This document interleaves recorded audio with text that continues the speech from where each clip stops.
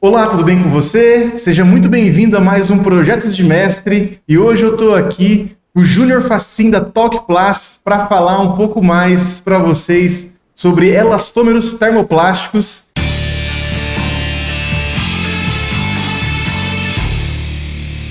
E agora, quero agradecer o Júnior por vir aqui e eu queria também, Júnior, que você se apresentasse, falasse um pouquinho mais aí do que você faz, da sua formação, da sua carreira. E sobre a Talk Plus, claro, né?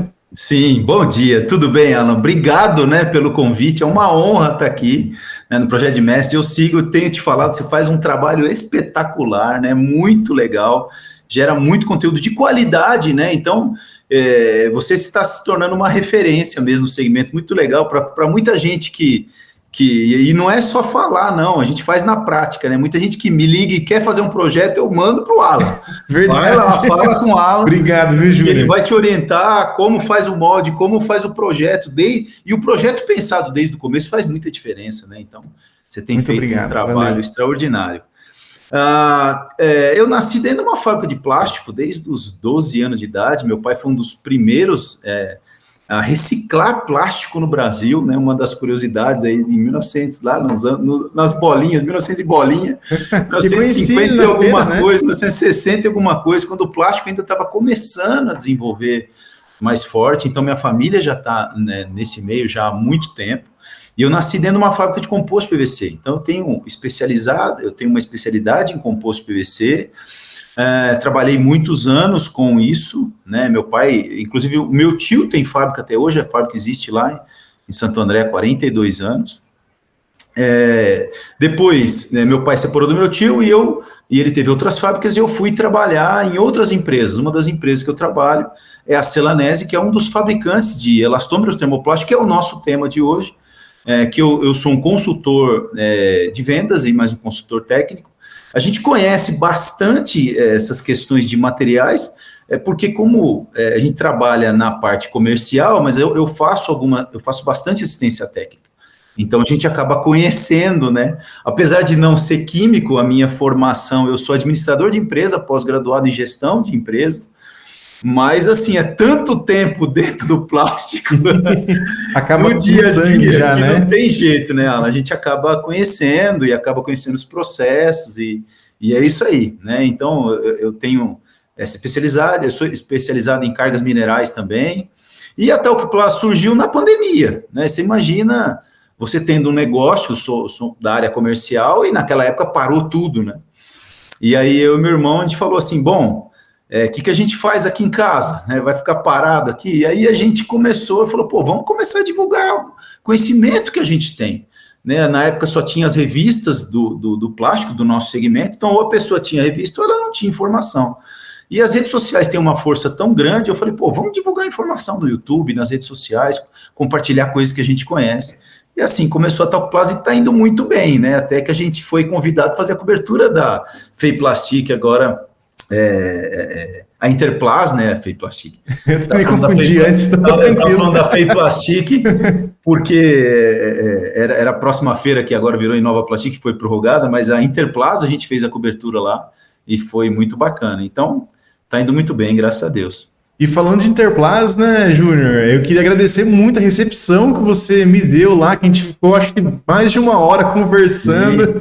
Foi onde a gente se conheceu pessoalmente, que eu também não te conhecia, né? Pois é, então, foi igual você falou, que você vê as coisas lá no meu Insta, ou vê no YouTube também, eu também aprendi muita coisa de materiais ali, de aditivos também, com vocês lá no Talk Plus, questão de preços, né? E igual você, até fiz uma pergunta lá e você comentou antes de a gente começar aqui, que toda sexta vocês informam ali, fazem esse informe. A gente começou a trazer essa ideia, né? Porque muitas vezes você não tem referência, o mercado é muito grande, você tem muitos tipos de materiais, né? E muitas vezes você só tem aquela referência do teu fornecedor, então é legal você saber também. Sim, e outra, muda muito, né? Então, com tudo que acontece no mundo, tá acontecendo agora lá no leste europeu, cara, aquilo lá interfere no valor do barril do petróleo e, consequentemente, interfere no preço, tem inflação de 10% ao ano ainda, então você tem que somar tudo isso, e claro que vai mudar o valor, né? Toda semana muda o valor, todo mês muda o valor. O Então, impacto do dólar, né? Muito dos nossos matérias-primas são dolarizadas, né? Ou a gente tem uma gama de materiais, né? Muita gente não sabe, mas, por exemplo, tem materiais tipo ABS que a gente não tem planta no Brasil. Tudo que se transforma aqui é de fora. Então, o impacto é diretamente ligado, né? com certeza, a gente vê que, na verdade, é tudo mais interligado, às vezes, do que a gente imagina, né? Sim. Agora, na pandemia, eu acho que teve o furacão lá, o tornado no Texas. Isso, nos Estados Unidos. E aí já trouxe, acho que o PP subiu pra caramba. TPU, algumas plantas de TPU pararam, PVC parou, aí os Estados Unidos começou a demandar PVC da China, o preço explodiu, foi uma doideira. Então, quando acontece essas coisas, realmente... O mercado global está muito conectado hoje, né, Alan? Sim. Por exemplo, pigmentos hoje. Quando a gente fala de pigmentos, não tem como você imaginar pigmentos sem vir da China, sinceramente. As grandes plantas estão lá. Então, não tem jeito, né? A gente está muito interligado, os comércios estão muito interligados. E a China também agora parada, com pandemia, travando, e aí dá problema em frete internacional, dá problema em tudo, né? A China é um monstro. Ela para por causa da pandemia, por causa das restrições. Aí os caras têm lá, metade dos containers do mundo fica parado lá, pronto, trava o frete internacional. Já doideira, era, né? mas é realidade, né? É igual aquela vez que o navio também ficou preso lá no canal de Suez, se não me engano. Sim, sim. Cara, pronto. Tudo já. Questão dos dos semicondutores, né? Sim. Carros, equipamentos agora subiram, dispararam o preço por conta disso. Claro, tem os plásticos também que influenciam no valor dos automóveis, né? Mas... se a gente olhar os preços de tudo, Alan, antes de pandemia e pós-pandemia, é absurdo. PVC, por exemplo, composto de PVC era vendido a R$5 o quilo, hoje é R$18, R$19 o quilo e não tem perspectiva de voltar. Na verdade, você tem perspectiva de só ainda aumentar mais. Então tá tudo assim, né? As coisas estão bem mais caras. E o reflexo, lógico, acaba... quem paga acaba a sociedade, né? Todo mundo acaba pagando mais caro. Né? Com certeza. E por isso que eu falo que é tão importante a gente tentar zerar o processo, pegar matéria-prima suficiente, ter um projeto bem feito, ter um maquinário que economize tudo isso, tanto energia quanto matéria-prima, e ter domínio, ter esse conhecimento geral para não gastar, às vezes, dinheiro à toa, né? Eu vi vocês falando lá, se eu não me engano, de uma secadora do funil da injetora, mas que vocês recomendavam para alguns materiais ter uma secadora anterior, usar de secante também, né? Isso. Para tudo isso. Porque você acaba... tem muitos aditivos, muitas coisas que as pessoas acabam não tendo informação, que o cara fala, mas eu vou pôr agora, isso é caro, é mais um produto que vai encarecer, porque no primeiro momento você acha que você está pondo mais um negócio no seu produto que vai, mas eu tenho um custo. Sim, mas lá na frente, a produtividade que vai te dar, o tempo que vai te melhorar, né, a quantidade de, por exemplo, um projeto bem feito de um molde, em termos de velocidade, quantas peças vai tirar, quanto de rebarba. Mas parece ser uma coisa besta, o tamanho do galho, o tamanho da rebarba, ou uma peça que vira e mexe, fica tendo que jogar ela, tirar ela porque ela saiu com algum problema. Faz a conta isso ao longo de um mês, de um ano, de quanto scrap você forma. Não, mas é um PP, que depois eu pego o galho aqui, moo e põe de novo. Então, mas não é bem assim. Não fica a mesma coisa, né? Você tem que usar moinhos, tem que usar pessoas, não é assim. E o material, ele vai degradando. Por mais que você fale, todos os tipos de material, ele tem uma certa degradação. Tudo bem, PP e PE é diferente, mas mesmo assim é reprocesso, é retrabalho. Então, você pensa a coisa antes e tira uma peça boa logo de cara, é muita diferença. Com certeza. Igual a gente falou na feira sobre o talco, aditivo de talco para PP, né? Carga mineral ali.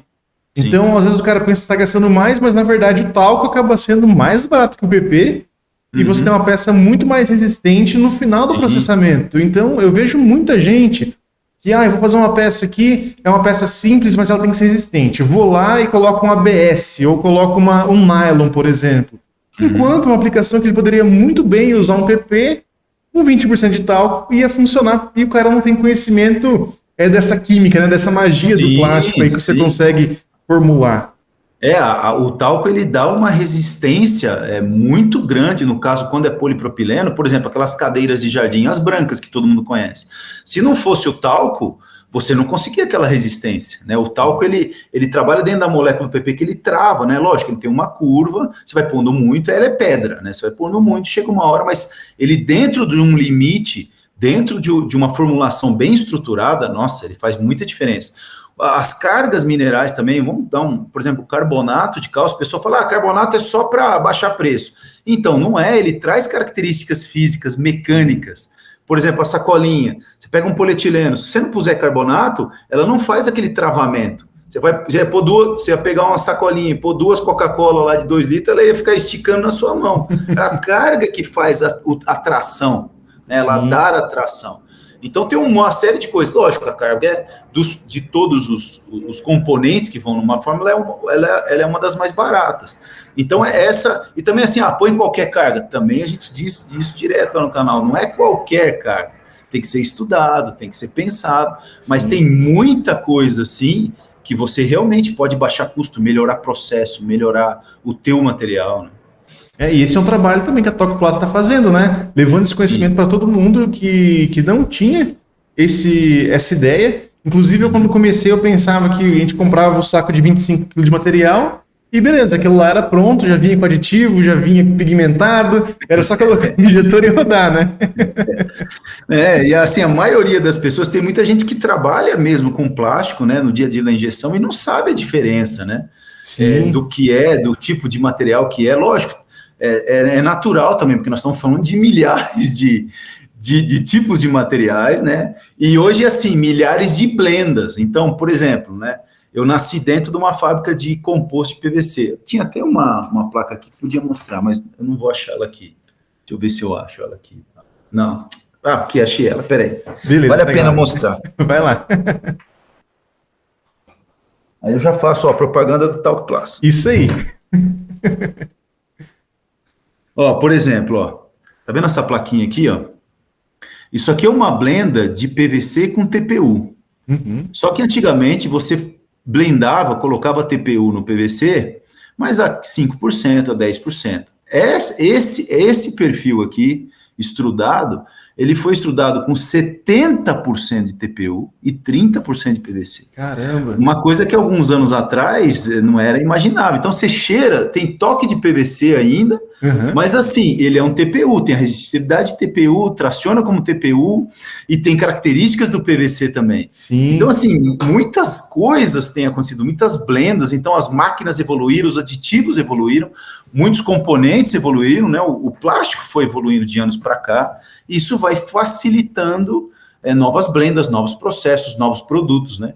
Então eu brinco, antigamente você pegava um material, você queimava, isso é aquilo. É mais fácil, hoje em dia, meu amigo, hoje em dia já me deram PVC na mão, o cara falou, isso aqui é PVC, eu peguei e falei, não é PVC. Aí queimei, e o cheiro, eu falei, não é PVC. E aí o cara me mostrou que era PVC, ele tinha feito um rastreamento químico do material, eu falei, meu Deus, aí tem que caracterizar só FTIR, difração de raio-x. Isso aí, só é só aí. E falando nisso, já entrando no nosso tema principal, Júnior, eu queria falar dessa diferença, inclusive das borrachas para os elastômeros termoplásticos, que muita gente às vezes consome um produto, vê lá, tem essa pecinha aqui, a gente está mostrando falando da GoPro, né? Emborrachada aqui, esse aqui é borracha que eles colocam, né? Sim, sim. E falta um pouco desse conhecimento aí para entender que tem várias blendas, vários grades, várias famílias, né? E queria que você falasse um pouquinho disso. Vamos lá, assim, entrando no nosso assunto, acho que é legal a gente dizer o que é um termoplástico e o que é um termofixo. Né? Então, um termoplástico, ele tem algumas características, né? Então, por exemplo, ele funde com calor. Um termofixo solidifica com calor. A própria palavra já diz termoplástico, plástico você molda ele várias vezes. O termofixo você põe temperatura e ele fica fixo. Né? Então, a própria característica. As borrachas, elas estão dentro desse universo dos termofixos. O termoplástico, por exemplo, ele solidifica com resfriamento. Então, você funde ele, molda ele, resfria e ele solidifica. Já o termofixo, ele tem as ligações cruzadas. Então, depois que ele ligou, ele polimerizou e a cadeia fechou, acabou. ele se torna uma ligação que você não consegue mais quebrar essa cadeia, né? Então, por isso que o termoplástico depois ele pode ser fundido e o termofixo não pode ser fundido. Então, vamos pegar um exemplo clássico. Você tem um balde de plástico de PP, você pode moer aquele balde e fazer o balde várias vezes. O plástico tem essa característica, você dá temperatura, ele funde, você resfria, ele solidifica na forma que você colocou ele, né? Ou moldou ele. O termofixo não, você mistura os componentes da borracha, existe ali um processo de polimerização, né, de transformação, de cross-linkagem, de linkagem dessas cadeias, e aí depois que ele formou, né, que a peça fundiu, que você passou por esse processo de transformação, ele se torna, por exemplo, um pneu de carro, ele se torna um termofixo, uma borracha termofixa. Todas as cadeias ali estão fundidas e estão ligadas nessa ligação cruzada. E aí você não consegue mais reciclar. Você pode moer um pneu, mas a reciclagem, vamos pensar assim, seria o quê? O que o pessoal faz? Joga para asfalto.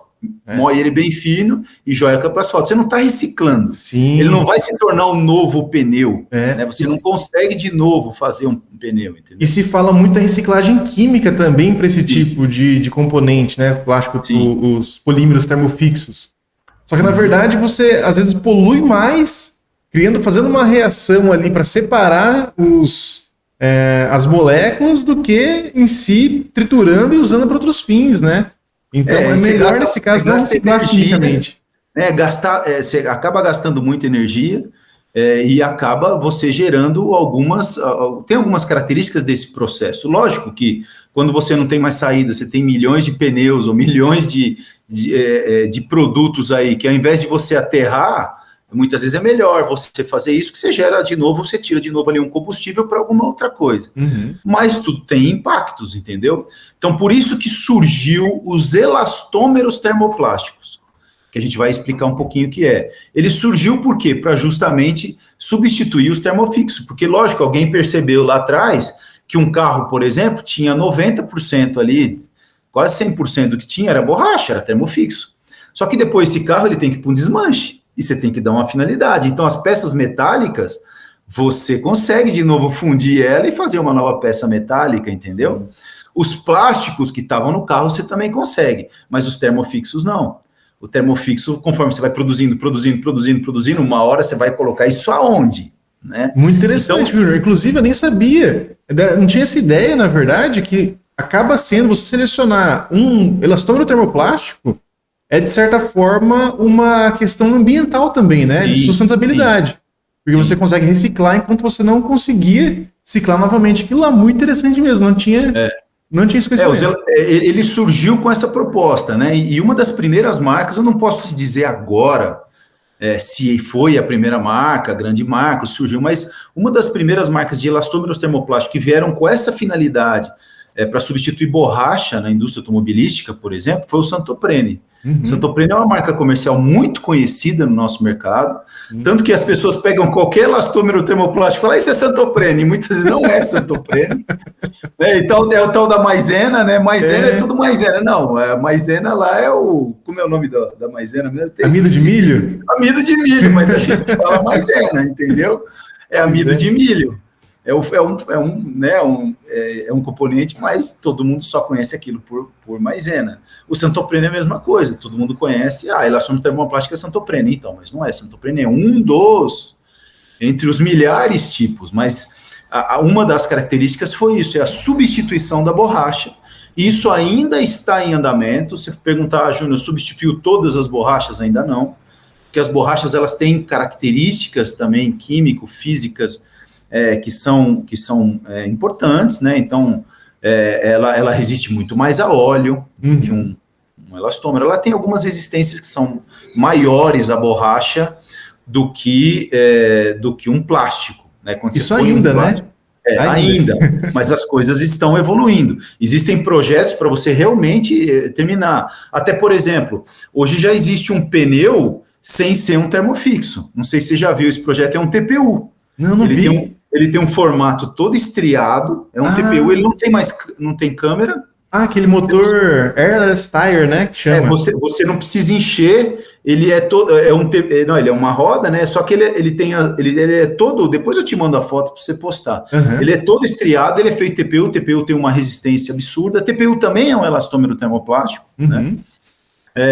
E aí ele tem essa, lógico, hoje é caro, porque se produz pouco, Sim. mas ele tem essa resistência, devido ao formato com o desenho do pneu, Legal. ele tem flexibilidade, né? Uma série de coisas, né? Uma Então, coisa que assim, a borracha, com o passar do tempo, ela vai ser substituída justamente por isso. Porque as pessoas falam assim, elas metem muito pau no plástico, né, Alan? E isso eu vi que você fez lá o play no plástico, justamente falando sobre isso. Por que elas metem o pau no plástico? Por causa da questão ambiental. Mas as pessoas não param para pensar que, na verdade, aquilo é uma questão de educação, porque se o plástico tivesse sido colocado no lugar certo, ele poderia ser reciclado. Agora, e uma borracha?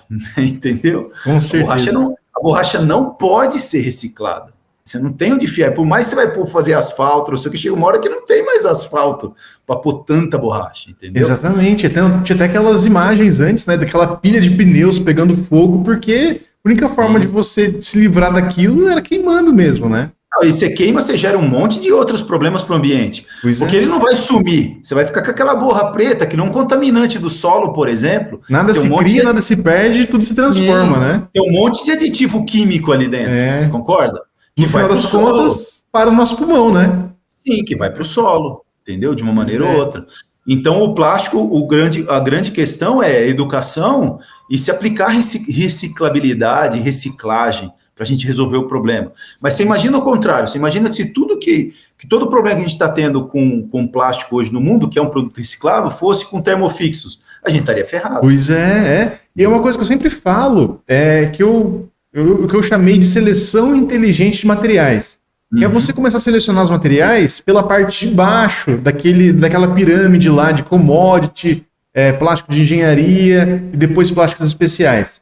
Igual a gente estava falando no começo. Tem muita solução que você pode ter. Por exemplo, o PP não suporta, mas um PP com 20% de talco ou com outra carga mineral, beleza, você consegue existir. Então por que você vai passar para o nível de plástico de engenharia, o plástico especial, sendo que é mais difícil de processar, tem uma densidade maior que você acaba gastando com transporte, acaba gastando também, por ser mais denso, né, o peso é maior, mais diesel no caso de transportar dentro do Brasil. Se você pode usar material que é mais simples de processar, por exemplo, absorve menos umidade, tem uma fluidez maior, você tem uma temperatura menor também para injetar. Então, eu acho que tudo isso faz parte de você... quem está projetando, quem está na indústria, quem está também vendendo, né, os componentes, também tem essa responsabilidade de mostrar esse melhor caminho, ou talvez o caminho do menor rastro de carbono, e oferecer isso para o cliente. E claro que tem quem está consumindo, saber descartar isso, não vai jogar na rua em qualquer lugar, também não vai colocar algum pote plástico sujo no reciclável, porque não é reciclado, tá com gordura ali, esquece, não recicla. É isso aí, é isso mesmo.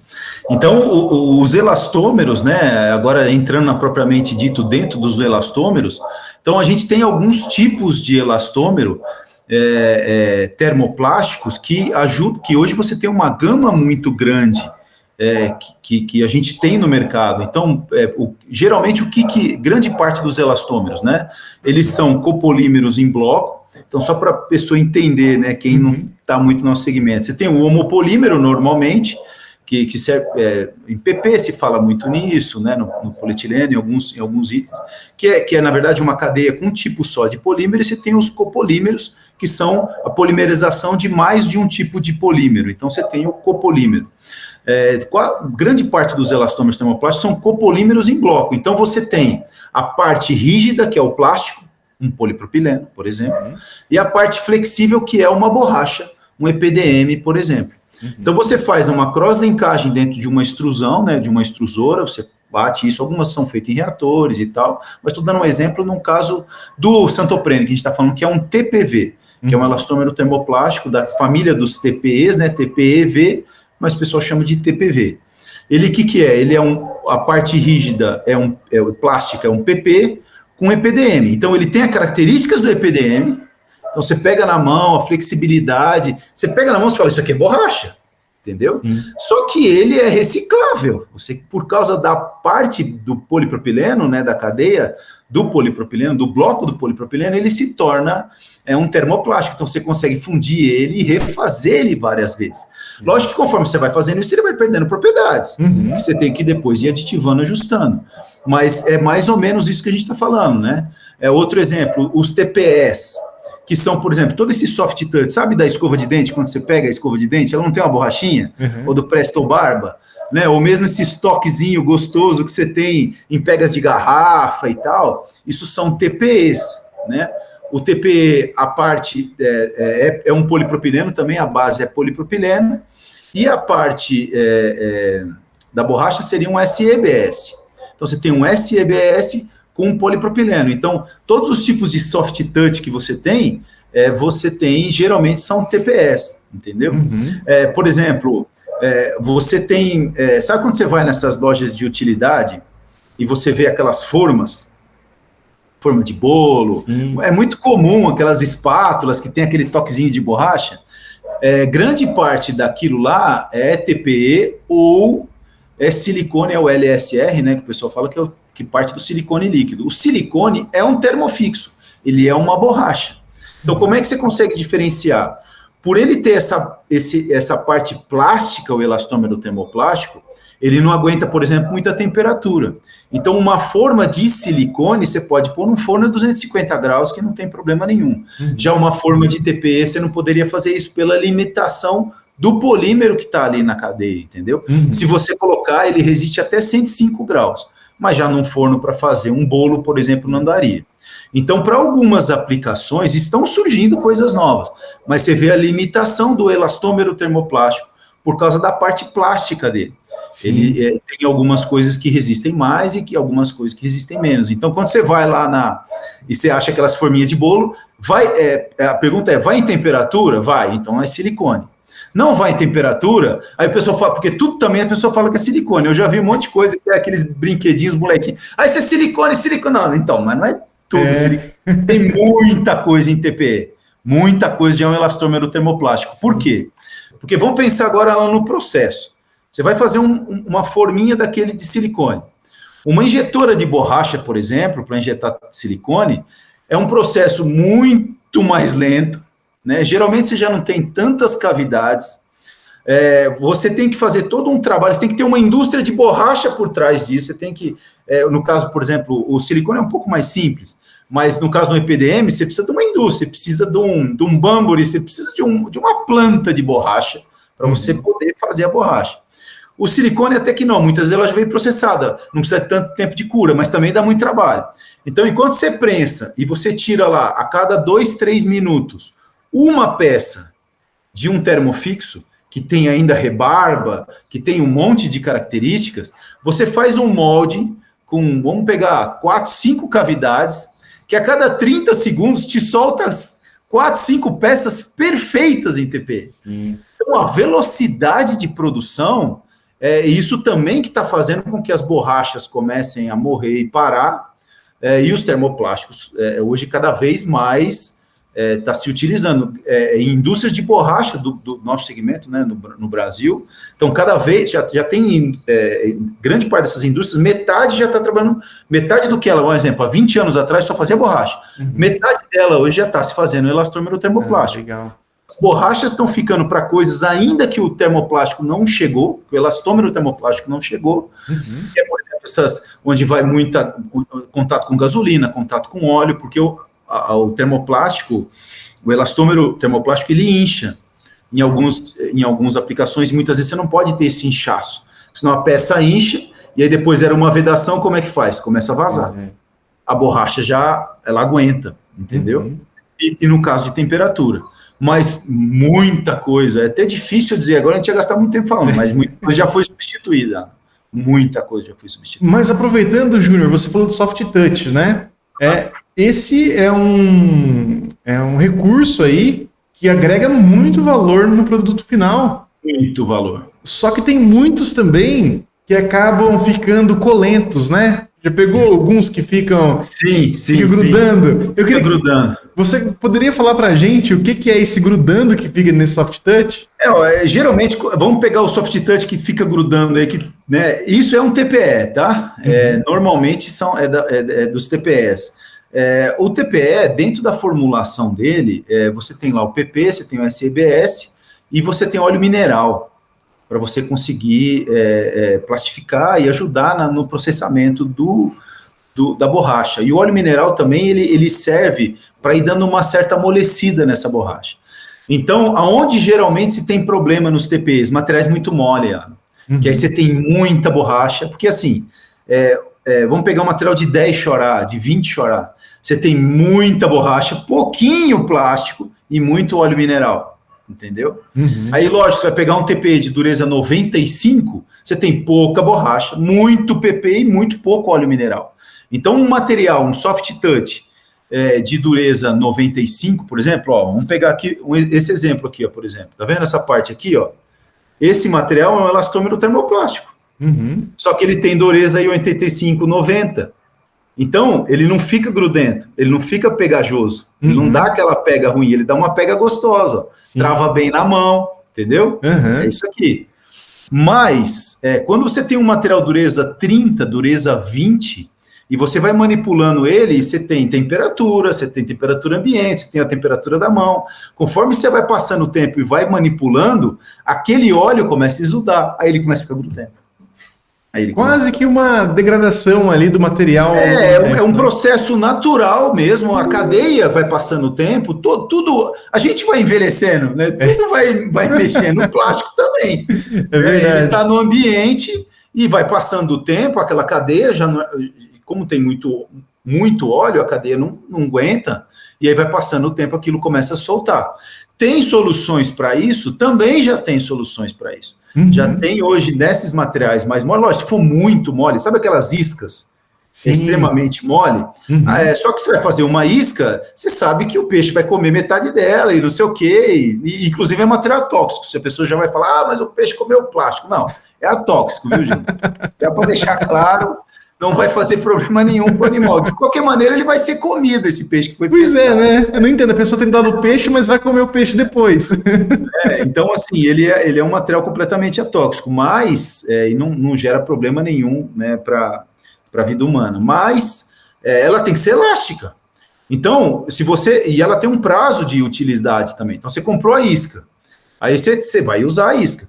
Mas eu deixei a isca guardada 1 ano e meio dentro da minha caixinha, a caixinha pôs no carro, pegou temperatura, passou por um monte de coisa. Aí depois peguei, ela tá toda melequenta. É lógico, né? Essa é a questão, ela tem um prazo de validade, ia acontecer isso. Você usou ela também de uma maneira errada, você ficou no carro, temperatura, e aí você tem essas dificuldades, entendeu? Outra pergunta, Júnior, também já estou aproveitando quase uma consultoria aqui. Eu estou fazendo bastante projeto para a área médica, e lá a turma gosta bastante de usar esse aspecto emborrachado, ou também a própria peça, né? Ela ser com esse aspecto de elastômero mesmo. Então, a opção que tem são os elastômeros termoplásticos, e claro, para ter contato com mucosa, contato com pele, eles têm que ser ali de classe médica, né? Que não tenha alguns compostos ali. Você poderia falar um pouquinho mais sobre esse tipo essas classes, né, de TPEs aí? Os TPEs, assim, eles atendem totalmente a norma Ross, quer dizer, não tem metais pesados, tá? Acho que grande parte dos elastômeros termoplásticos hoje não tem metais pesados na sua formulação, né? Que era antigamente cádmio, chumbo, né? Então isso não tem mais. Hoje em dia, eles são, se você fizer os testes, por exemplo, que os testes de toxicidade, quando a gente fala, é toxicidade dérmica, são testes que a Adolf Lutz faz, que até que aí no Paraná fazem. Então, por exemplo, no caso dos TPEs, que é os materiais indicados para essa aplicação, os TPVs é mais indústria automobilística, né? Por exemplo, os TPUs têm grades hospitalares, o próprio PVC, sabia que o PVC é um elastômero termoplástico? Também, ele é considerado um elastômero termoplástico. Como ele é uma commodity, né, não se fala muito nisso, mas a parte rígida é o PVC, a resina de PVC, a parte flexível são plastificantes. você amolece ele com plastificantes. Aquela mangueirinha de chuveiro, né?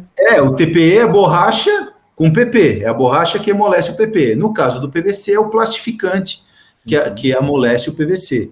Então, por exemplo, as mangueirinhas e tudo mais, as mangueirinhas atóxicas. Então, você tem produtos que são feitos atóxicos, e aí, no processamento do material, você também tem que ter normas para produzir, né, na máquina e tudo mais, aquele material que vai para a indústria médica. Então, quase todos os materiais que o fabricante fala, que é um fabricante de linha, você tem, por exemplo, linha que atende FDA, por exemplo, que são linhas que passam, inclusive, nos Estados Unidos, da área médica, são linhas que vão fazer, por exemplo, aqueles tubos para endoscopia, ou catéteres que ficam dentro da pessoa durante um período. Por exemplo, sabe quando você tem pedra nos rins e põe o tal do duplo J lá? Sei muito bem. Que é terrível. Aquilo lá é PVC, mas tem alguns outros materiais também que podem mas normalmente aquilo é PVC. Mas é um PVC atóxico, tem toda uma normatização em cima disso, não vai trazer complicações para a pessoa. Lógico, isso também tem um prazo de uso, um prazo de validade.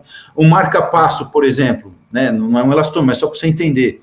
Ele normalmente, as engrenagens é poliacetal, mas ele é feito para aquela aplicação, a poliacetal da área medicinal.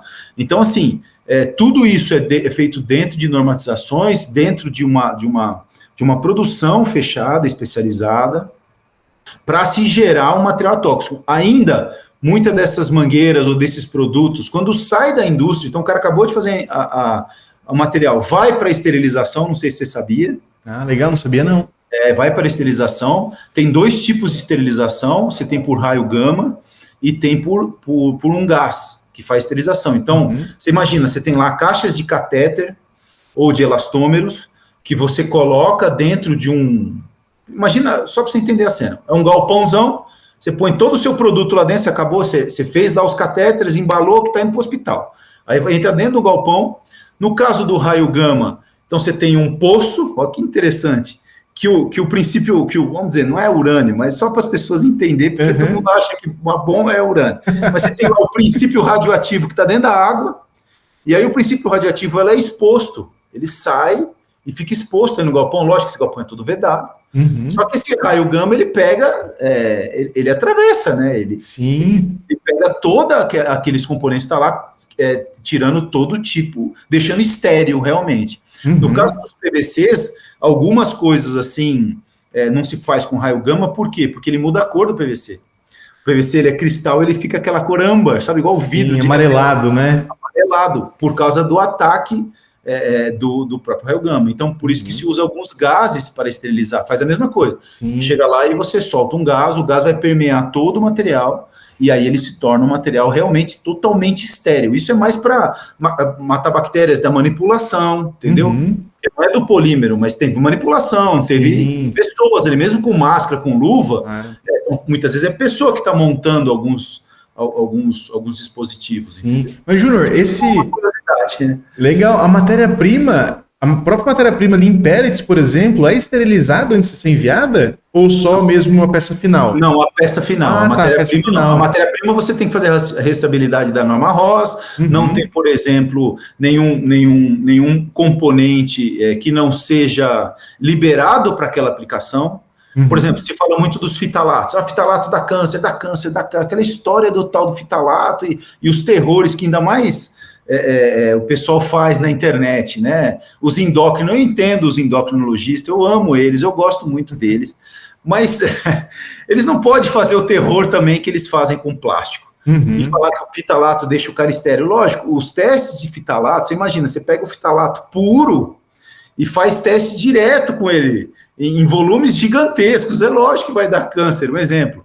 E as pessoas esquecem que esmalte de unha tem fitalato. E que é muito mais prejudicial alguns esmaltes do que um 0,0 nada que está lá no polímero e que não vai soltar. Você precisava dar uma quantidade absurda de fitalato para causar alguma coisa. Então, tudo que está no plástico e foi liberado, inclusive, por exemplo, para embalagens alimentícias, o CETEA libera. Então, é feito estudos em cima disso, de longo prazo, para poder liberar um produto ou não, entendeu? Então, tem essa característica. Então, por exemplo, o lobby da indústria de brinquedos para tirar os fitalatos, por causa puseram um terror no mundo, né? E tirou. Legal. Porque uma criança ela morde o mordedor e tem fitalato. Legal, a mangueirinha de sangue que você está usando tem fitalato. Mas ninguém fala, né?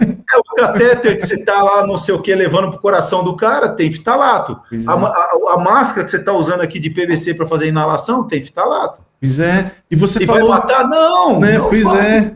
E ajuda muito, né? Você falou dos raios gama aí.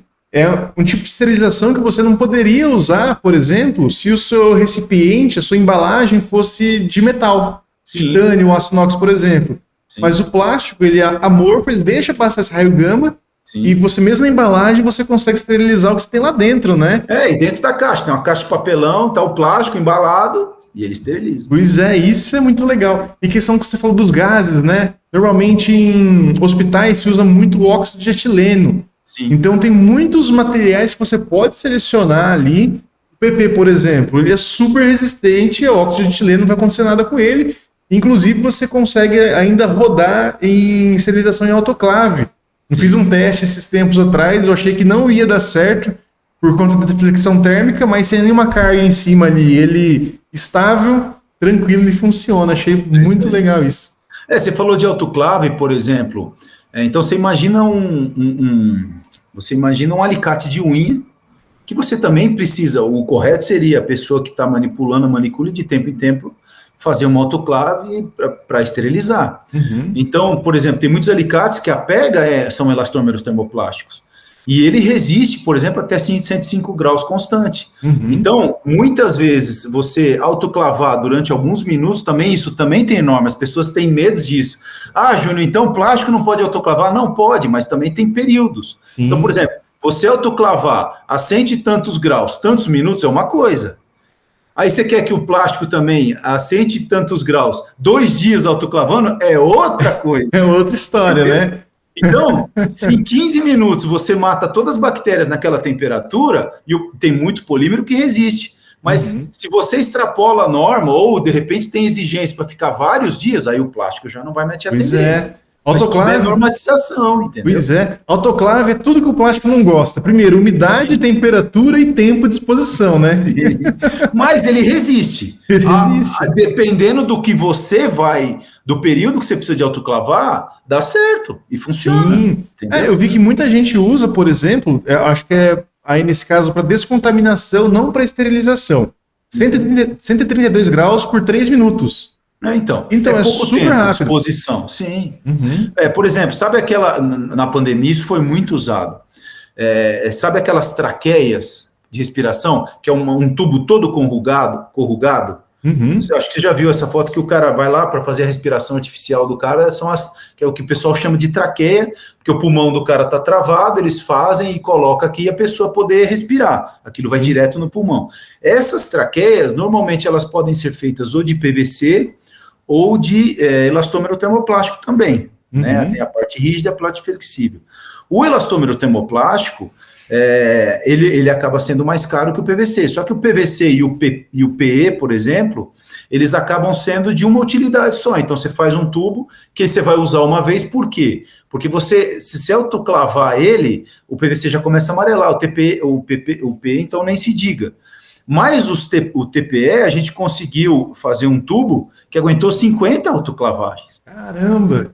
50. Nossa. Então, ele foi reutilizado durante 50 vezes. Então, é um produto mais nobre, mais caro, mas entra em cima do que você falou. Valor agregado. Pois é. Entendeu? Ele atende. Sim. Falando em autoclavar o PE, eu fiz um teste também, era a messa peça, eu fiz em PE e em PP e mandei lá, vamos ver o que vai dar. Eu achei legal. Que iam, na verdade, foi até um erro isso aí. Eu achei que eles iam fazer o óxido de etileno para esterilizar. Entendi. E jogaram autoclave. Eu pensei, nossa, a placa de PE ficou parecendo uma bolha, assim, né? Que ela degradou total.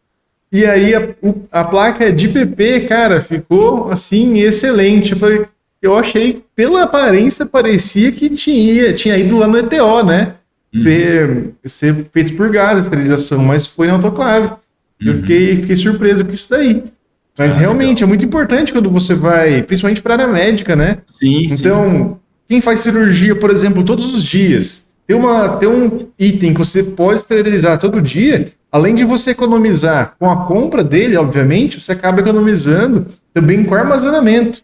Então, vou armazenar, por exemplo, 60 placas aqui para conseguir fazer 2 meses de cirurgia. Enquanto você poderia ter uma só que você pode fazer ciclo de autoclavagem nela, 100 vezes, né? Você fez no... 50 vezes. 50 vezes. Aí já é praticamente 2 meses operando usando o mesmo produto. E eu estava falando outro dia com um médico que é dono de uma das fábricas ele é proprietário de uma fábrica de plástico que produz produtos para a área médica. E conversando com ele falou, Júnior, a gente não tem ideia da evolução que a própria área médica teve por causa do plástico. O plástico, como ele é moldável, né, como você consegue criar um produto que resolve um problema nosso do dia a dia aqui, a área médica no todo, nos últimos 50, 60 anos, só evoluiu, muita parte do que evoluiu por causa dos plásticos. Ele falou, eu não imagino hoje alguns procedimentos sem usar plástico. Pois é, imagina se toda vez que você vai tomar soro, por exemplo, ou tá lá no hospital para tomar soro, vai ser uma ampulhinha de vidro com um tubo de sei lá de que material, né? Tenta eliminar o plástico. Não dá para imaginar. Não dá para imaginar. E você pensar, todos os componentes que estão ali, mesmo os reguladores de pressão, tudo, aquelas caixas é o quê? É tudo plástico, ABS, é tudo, não tem jeito. Pois é, eu acho que ainda tem um campo muito grande para se aplicar os elastômeros termoplásticos para essas aplicações.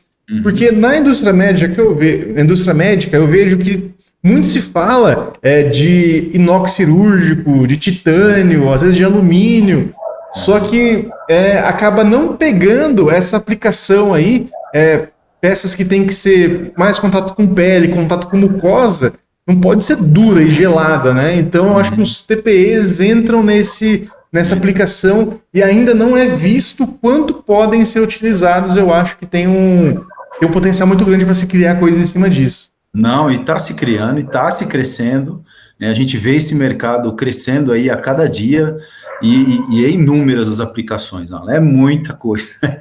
É muita coisa. Não dá para a gente numerar aqui, listar. Não dá, cara, é muita coisa. Graças a Deus, assim, é muita coisa. Então, assim, os elastômeros, eles vieram para justamente ter essa funcionalidade, né? Eu tenho até aqui uma relação que eu acho bem legal, para te dar alguns outros tipos aqui que eu acho que é legal o pessoal saber. Então, quando a gente falou do segmento rígido e o segmento flexível, lembra? Então, eu vou falar alguns aqui só para o pessoal ter aí. Por exemplo, segmento rígido, você tem o poliéster, e o segmento flexível, um poliéter glicol, você tem o elastômero termoplástico chamado COPE.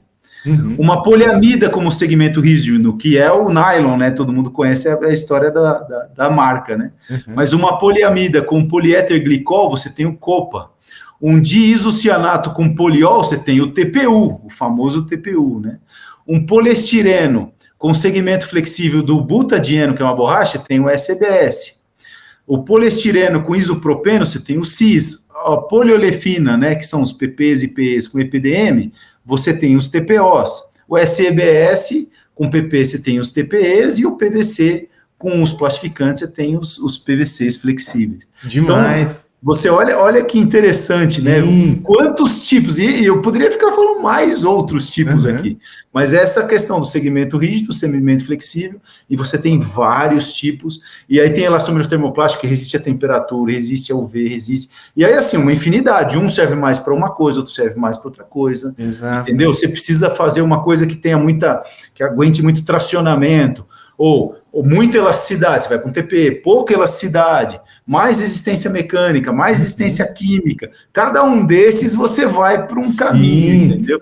Por isso que eu falo que uma das primeiras etapas do projeto é você elencar essas funções do seu produto e você tentar quantificar quanto que você precisa de resistência de tração, por exemplo, que temperatura que vai usar, temperatura média, temperatura de trabalho, porque tudo isso vai te dar base para você criar a geometria da sua peça e, mais importante que isso ainda, selecionar o material certo. Você não precisa de um tanque de guerra para ir na padaria, por exemplo, né? Não, fazer uma coisa específica, e também tem que tirar da cabeça das pessoas assim, plástico é plástico. Não é tudo igual.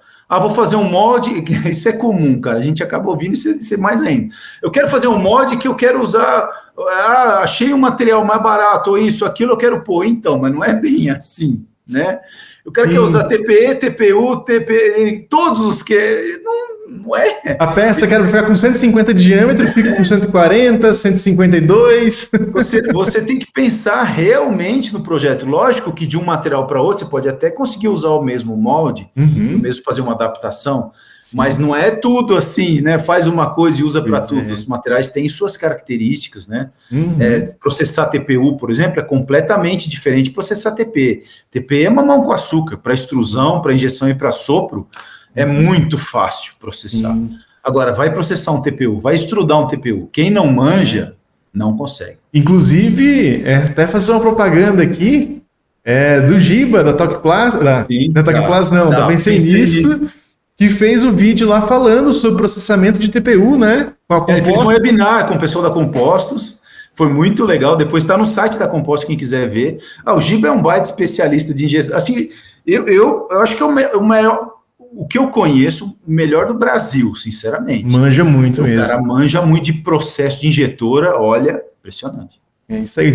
Inclusive, eu não sei também se eu posso divulgar o link desse vídeo, mas se eu puder divulgar, aí eu deixo em algum lugar aqui. Não, eu passo para você o link, depois você coloca aí. Perfeito.